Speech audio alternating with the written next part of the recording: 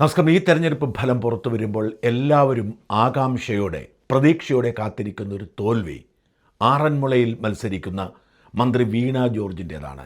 വീണ George തോൽക്കണമെന്നത് നന്മ ആഗ്രഹിക്കുന്ന ഓരോ മനുഷ്യൻ്റെയും ആവശ്യമാണ്. ആരോഗ്യമേഖലയെ അവർ കുട്ടിച്ചോറാക്കി എന്നത് മാത്രമല്ല, പിണറായിസ്റ്റ് ധാർഷ്ട്യം അതേപടി ആവാഹിച്ചെടുത്ത് ഈ നാടിൻ്റെ നന്മയെ പരിഹസിക്കുന്നതിൽ അവർ വലിയ വിരുത് കാട്ടിയിരുന്നു. ഒന്നും ചെയ്യാതെ ചെയ്തു എന്ന് വരുത്തി തീർക്കുക, പ്രതിരോധിക്കുന്നവരെ പ്രതിഷേധിക്കുന്നവരെ അവരുടെ ജനാധിപത്യ അവകാശം പോലും ഇല്ലാതാക്കി ജയിലിലടയ്ക്കാൻ വേണ്ടത് ചെയ്യുക. അങ്ങനെ എല്ലാ അർത്ഥത്തിലും ജനാധിപത്യത്തെ വെല്ലുവിളിച്ച് നമ്മുടെ നാടിനെ പരിഹസിച്ച് ചിലരുടെ സംരക്ഷണയിൽ വളർന്നു പന്തലിച്ച വീണ ജോർജിനി നാട് ഭരിക്കരുത്, പൊതുപ്രവർത്തകയായി ഈ നാട്ടിൽ ഉണ്ടാവരുത് എന്നത് നീതിബോധമുള്ളവരുടെ ആവശ്യമാണ്. ആ ആവശ്യത്തിന് അടിവരയിടുന്ന ഒരു റിപ്പോർട്ടാണ് ഇന്ന് രാവിലെ മുതൽ നമ്മുടെ മാധ്യമങ്ങൾ പുറത്ത് കാണിക്കുന്നത്. കഴിഞ്ഞ കുറേ കാലത്തിന് ശേഷം പോലീസ് പിന്നാലെ നടന്ന് കാലിൽ പിടിച്ചപ്പോൾ മന്ത്രി എന്ന ധാർഷ്ട്യം മറികടന്നുകൊണ്ട്, അവർക്കങ്ങനെ ചെയ്യാതിരിക്കാൻ കഴിയാത്ത സാഹചര്യമുണ്ടായതുകൊണ്ട് അവർ പോലീസിന് മൊഴി കൊടുത്തു. കണ്ണൂർ റെയിൽവേ സ്റ്റേഷനിൽ വെച്ച് അവരെ ആക്രമിച്ച KSU കുട്ടികൾക്കെതിരെ അവർ പോലീസിന് കൊടുത്ത മൊഴിയിൽ പറയുന്നത്, എന്നെ ആക്രമിച്ചിട്ടില്ല, അവിടെ ഒരു ഉന്തും തള്ളും മാത്രമേ നടന്നിട്ടുള്ളൂ എന്നാണ്. മന്ത്രി വീണ ജോർജിനെ 5 KSU കുട്ടികൾ മാരകായുധങ്ങൾ ഉപയോഗിച്ച് ആക്രമിച്ചു, അങ്ങനെ അവരുടെ കഴുത്തിന് പരിക്കേറ്റു, അവർ ഗുരുതരാവസ്ഥയിലാണ് എന്ന് പറഞ്ഞ് പരാതി കൊടുത്തത് വീണ ജോർജിൻ്റെ കൂടെയുണ്ടായിരുന്ന ഗൺമാനാണ് എന്ന് പരസ്യമായി ലോകത്തോട് ആദ്യം വിളിച്ചു പറഞ്ഞത് അന്ന് റെയിൽവേ സ്റ്റേഷൻ ഉണ്ടായിരുന്ന സ്പീക്കർ ഷംസീറാണ്. അങ്ങനെ പരിക്കേറ്റു ഗുരുതരാവസ്ഥയിൽ കിടക്കുന്ന വീണ ജോർജിനെ കാണാൻ വേണ്ടി ആശുപത്രിയിൽ എത്തിയത് മുഖ്യമന്ത്രി പിണറായി വിജയനാണ്. പാർട്ടി സഖാക്കളാണ്. പാർട്ടി സെക്രട്ടറി MV ഗോവിന്ദൻ മന്ത്രി വീണ ജോർജിനെ ആക്രമിച്ചതിൽ പ്രതിഷേധിക്കൂ എന്ന് പറഞ്ഞപ്പോൾ കേരളം മുഴുവൻ DYFIക്കാരും CPMകാരും അക്രമം അഴിച്ചുവിട്ടു. കോൺഗ്രസ് പാർട്ടി ഓഫീസുകൾ തല്ലിത്തകർത്തു, പൊതുഗതാഗതം ഇല്ലാതാക്കി, ജനങ്ങളെ മുൾമുനയിൽ നിർത്തി, നാട് കുട്ടിച്ചോറാക്കി. ഇതൊക്കെ സംഭവിച്ചത് വീണ ജോർജ് പറഞ്ഞ പച്ചക്കള്ളത്തിൻ്റെ അടിസ്ഥാനത്തിലാണ്. വീണ ജോർജിനെ മാരകായുധങ്ങൾ ഉപയോഗിച്ച് 5 KSU കുട്ടികൾ ആക്രമിച്ചു കൊല്ലാൻ ശ്രമിച്ചു എന്ന് വീണ ജോർജിൻ്റെ ഗൺമാൻ വീണയ്ക്ക് വേണ്ടി പരാതി കൊടുക്കുന്നു. ആ പരാതി ശരിയാണ് എന്ന് സ്ഥിരീകരിച്ചുകൊണ്ട് വീണ ജോർജിനെ ആശുപത്രിയിൽ അഡ്മിറ്റ് ആക്കുന്നു. ICUവിലാണെന്ന് ഓർക്കണം. 2-3 ദിവസം ICUവിൽ കഴിയുകയാണ് വീണ ജോർജ്.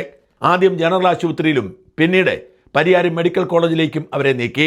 മണിക്കൂറുകൾ ഇടപെട്ട് മന്ത്രി വീണ ജോർജിന് വേണ്ടി മെഡിക്കൽ ബുള്ളറ്റിൻ ഇറക്കി ആശുപത്രി അധികാരികൾ.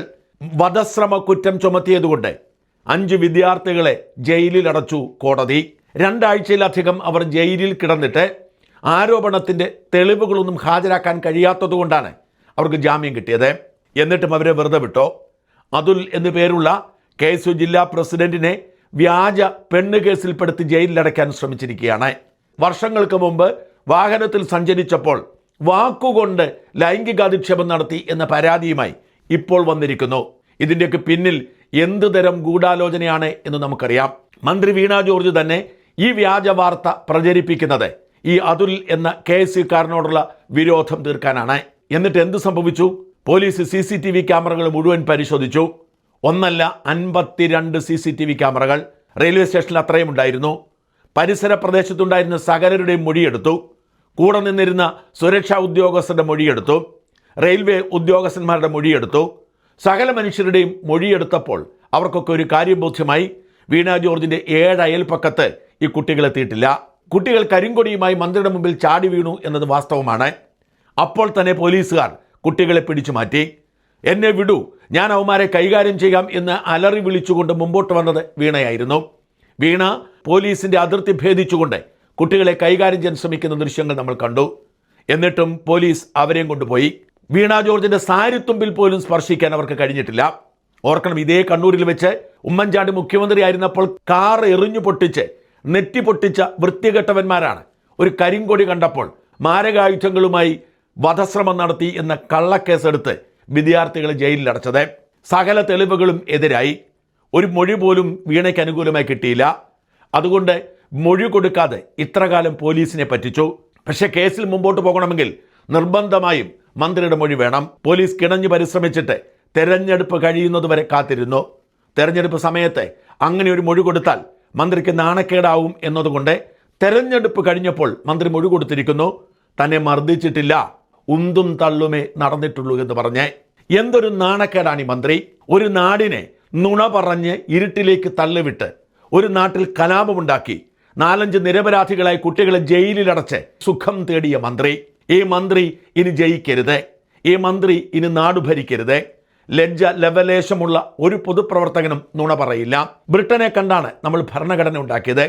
ബ്രിട്ടന്റെ ഭരണഘടനയുടെ പ്രത്യേകത അത് എഴുതി വെച്ചിട്ടില്ല എന്നതാണ്. ആരെങ്കിലും ഒരാൾ നുണ പറഞ്ഞാൽ ഗുരുതരമായ കുറ്റകൃത്യമാണ്. അത്തരമൊരു രാഷ്ട്രീയ പാരമ്പര്യത്തിൽ ഉള്ള ഒരു മന്ത്രി പച്ചക്കള്ളം പറയുകയാണ് കസേരയിൽ ഇരുന്നു കൊണ്ട്. ഈ 5 കുട്ടികളെ ജയിലിൽ അടയ്ക്കാൻ, ഈ നാട്ടിൽ കലാപമുണ്ടാക്കാൻ, ഇത്രയധികം നുണ പറയാൻ ഈ മന്ത്രിക്ക് കഴിഞ്ഞിട്ടുണ്ടെങ്കിൽ കഴിഞ്ഞ 5 വർഷം ഈ നാടിനോട് എന്തെല്ലാം നുണകൾ ഇവർ പറഞ്ഞിട്ടുണ്ടാവും. ഇവർ ആരോഗ്യ മേഖലയിൽ ഉണ്ടായ നേട്ടത്തെക്കുറിച്ച് പറയുന്നതൊക്കെ പച്ചക്കള്ളമല്ലേ? മാധ്യമപ്രവർത്തക എന്ന പ്രിവിലേജും ഭർത്താവിൻ്റെ സഭാസ്വാധീനവും ഉപയോഗിച്ച് പിണറായിക്ക് ഇഷ്ടപ്പെട്ടതുകൊണ്ട് മാത്രം സീറ്റ് നേടി അർഹതപ്പെട്ട നേതാക്കളെയൊക്കെ ഒഴിവാക്കി ആരോഗ്യമന്ത്രി കസേരയിൽ ഇരുത്തിയത് അവർ എന്തിനു വേണ്ടിയാണ് എന്ന് ഇനി അന്വേഷിക്കേണ്ടതുണ്ട്. നുണ മാത്രം പറഞ്ഞ് ഒരു നാടിനെ കലാപത്തിലേക്ക് തള്ളിവിട്ട, നിരപരാധികളായി കുട്ടികളെ ജയിലിലടച്ച, എന്നിട്ടൊടുവിൽ ഇപ്പോൾ നിവൃത്തിയില്ലാതെ തലയൂരിപ്പോയ മന്ത്രിയെ വെറുതെ വിടരുത്. ഇതിനെക്കുറിച്ച് അന്വേഷിക്കുക തന്നെ വേണം. മന്ത്രി വീണ ജോർജിനെതിരെ കേസെടുക്കണം. നുണ പറഞ്ഞ പോലീസുകാർക്കെതിരെ അന്വേഷണം പ്രഖ്യാപിച്ച് അച്ചടക്ക നടപടി എടുക്കണം. ഈ നുണയുടെ പേരിൽ കലാപാഹ്വാനം ചെയ്ത MV ഗോവിന്ദനെ വെറുതെ വിടരുത്.